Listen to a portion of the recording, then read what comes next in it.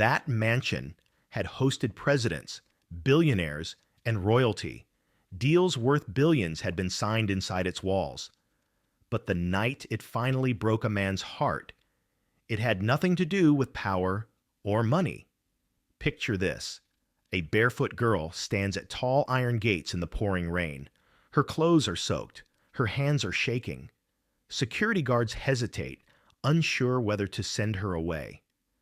High above them, a man watches from his balcony. A man who hasn't let a stranger into his life in years. A man who believes nothing good arrives unannounced. He could turn away. He usually does. But something about this moment feels different. The gate opens. He lets her stay for just one night. And by morning, she is gone. What she leaves behind, however, is something so unexpected, so deeply personal, that will bring a man who has survived unimaginable loss to his knees, alone in his study. Who was this girl? Why did she come to that gate on a night like this? And what could someone with nothing possibly leave behind that money could never replace? Stay with me, because this is not just a story about kindness. It's about what happens when destiny knocks. And someone finally opens the door. His name doesn't matter for this story. What matters is what he had become. He had everything. Money that could buy silence, power that commanded rooms before he even spoke, a name people feared and respected in equal measure. But he lived alone in a house too big for one soul, wandering through rooms that echoed with absence. There had been a funeral years ago. A woman's photograph still sat on his nightstand, her smile frozen in time, a reminder of love that ended too soon. Down the hall, a child's room remained untouched, toys gathering dust, a crib that would never again hold life. He had closed that door the day after the funeral and never opened it again. People assumed his coldness came from ambition, that he had sacrificed family for fortune. They were wrong. He believed success was proof of God's favor, that if he worked hard enough, prayed long enough, gave enough to charity, the pain would fade. Until life taught him that wealth can sit beside sorrow, and no amount of zeros in a bank account can fill the silence at a dinner table set for one. He prayed every night, not for more money, but for peace. Peace from the guilt of surviving when they didn't. Peace from the questions that haunted him. Why them? Why not me? What was the point of all this if he had no one to share it with? His staff knew to leave him alone after 8 in the evening. That's when he would sit on the balcony overlooking the gardens, a glass of whiskey untouched beside him, staring at nothing. He had stopped believing in miracles, stopped believing that anything good could come unannounced. Peace came that night, but not in the way he expected. She had been walking since sunset, and now the sky was black. The kind of black that swallows streetlights and hope alike. No phone because she couldn't afford one. No home because the landlord had changed the locks 3 days ago. Only a small cloth bag slung over her shoulder containing everything she owned. A change of clothes, a hairbrush, a worn Bible her mother had given her before she passed, and a photograph of the two of them at a church picnic when life still made sense. Her feet ached, blisters forming on her heels from shoes held together by duct tape and prayer. Most shops had closed hours ago, their metal shutters pulled down like eyelids refusing to see her. A few people passed, their eyes sliding away from her the way people do when they don't want to acknowledge suffering, because acknowledging it means they might have to do something about it. She didn't blame them. She understood survival, understood that kindness is a luxury many can't afford. Her mother once told her, when the world shuts its doors, knock anyway. God answers through people. So she kept walking, whispering prayers under her breath, asking for a sign, for shelter, for just one safe place to rest her head until morning.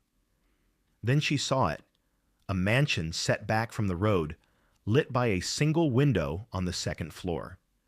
The gate was tall, iron, expensive.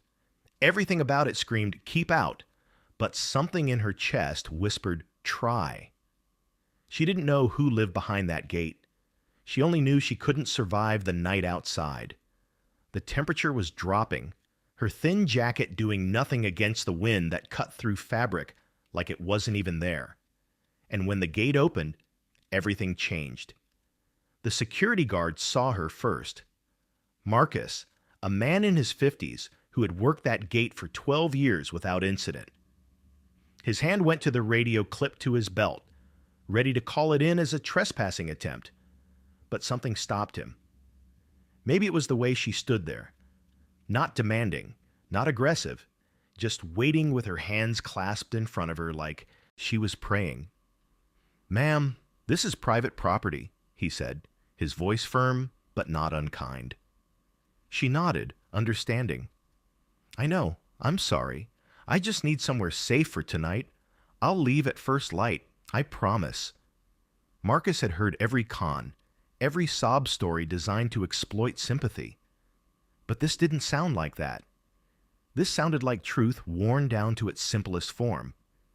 He was about to refuse, to offer directions to a shelter 6 miles away that might still have beds, when a voice came through his earpiece.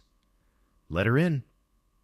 Marcus turned, looked up at the balcony where his employer stood, a silhouette against the lit window. "Sir? You heard me. Open the gate." The iron gate swung open with a mechanical hum, and the girl stepped through, her eyes wide with disbelief and gratitude. She followed Marcus up the long driveway, gravel crunching under her feet, the mansion growing larger with each step until it loomed over her like a cathedral. If you're still with me right now, comment, "I'm here." The billionaire met them at the door, still wearing his evening clothes, a man who looked every bit as lonely as she felt. "You can stay tonight," he said, his voice carrying the weight of someone unaccustomed to acts of spontaneous kindness.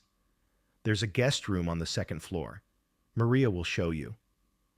Maria, the housekeeper, appeared as if summoned by thought, a kind-faced woman in her 60s who guided the girl upstairs without questions, without judgment. At dinner, awkward and quiet, the girl ate slowly, not because she wasn't hungry, but because she had been taught manners mattered even when your stomach was empty. She cut her food into small pieces, chewed carefully, said please and thank you for every small gesture. He noticed the way she looked at the food like it was sacred, the way she bowed her head before eating, lips moving in silent grace. Noticed that she didn't ask for seconds, even though he could see she wanted them. Kindness reveals character in small moments, and in those small moments he saw something he hadn't seen in years, dignity in the face of desperation. He offered her a guest room, just one night, making it clear this wasn't permanent. She accepted with gratitude that felt almost painful in its sincerity. Sometimes God doesn't ask for a lifetime. Sometimes he only asks for one night. Neither of them slept that night, but for very different reasons. She couldn't sleep. Not because the bed was uncomfortable. It was the softest thing she'd touched in months, but because she felt like an intruder in a sacred space. The room was beautiful, decorated with care, but it felt like a museum, like no one had actually lived in it for a long time. Around 2 a.m, unable to quiet her mind, she stepped into the hallway, moving quietly in bare feet across thick carpet. The mansion at night was a different creature. Shadows stretching long, across walls, the tick of an old grandfather clock, marking time like a heartbeat. She walked the halls, not snooping, just existing in the space, trying to understand the man who had shown her mercy. She stopped at family photos lining one corridor. A beautiful woman with kind eyes, a baby wrapped in blue blankets, Christmas mornings, birthday parties, ordinary moments made extraordinary by their permanence. And then they stopped. No more recent photos, no progression of that baby into a child, into a teenager, just a wall that ended abruptly, as if time itself had given up. She felt tears prick her eyes, understanding without being told that this house was a mausoleum of memory. She found herself in front of a door slightly ajar, light seeping through the crack. She knew she shouldn't, but something pulled her forward. Inside was a small study, walls lined with books, a desk covered in papers, and there, on a side table, she saw something that made her breath catch. A music box, delicate and old, the kind you wind with a tiny key. Next to it, a child's drawing, faded but preserved behind glass. A stick figure family holding hands under a sun, the word Daddy written in crayon at the bottom. Her hand went to her mouth. This wasn't just wealth. This was grief, carefully preserved, locked away from the world. She didn't touch anything, but she stood there, praying, whispering words her mother had taught her about comfort and peace and the way God moves in broken places. What she discovered wasn't expensive, but it was sacred, and she understood now why this man had let her in. Lonely people recognize each other. By sunrise, she was gone. He woke to silence, which wasn't unusual, but something felt different. The house felt lighter somehow, as if a window had been opened to let out stale air. He went downstairs expecting to find her at breakfast, planning to arrange transportation to wherever she needed to go, maybe offer some money to help her get back on her feet.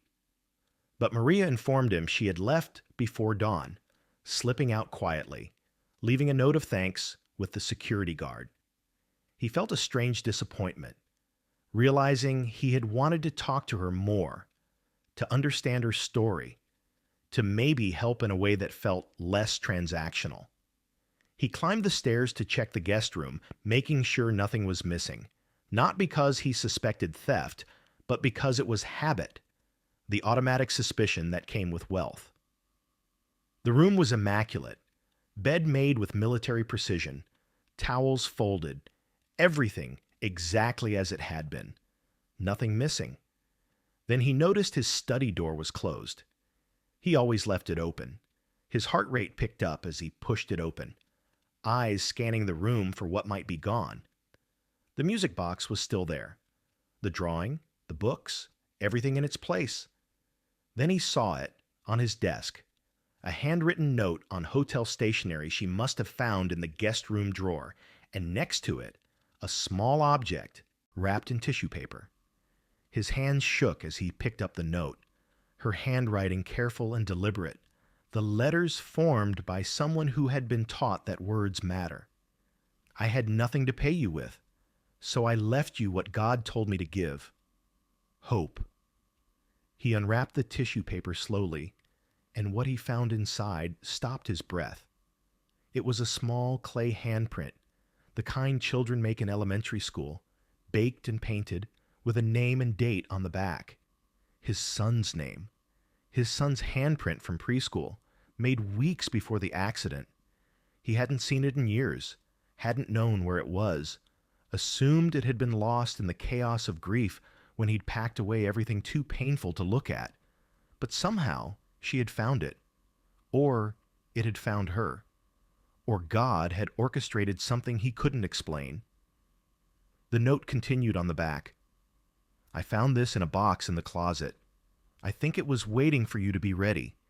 Your son's love didn't die with him. It lives in you. Don't lock it away anymore. He sat down in his chair, the handprint cradled in his palms, and he cried. Not the silent tears he had shed at the funeral, not the angry tears he had cried alone in the dark, but deep, shaking sobs that came from a place he had sealed shut. He cried because of what she had done, because a stranger with nothing had given him everything. Not because of what she took, because she took nothing, but because of what she restored. his ability to remember without drowning, to love without fear, to believe that his son's short life had mattered and always would. In the weeks that followed, he made quiet changes.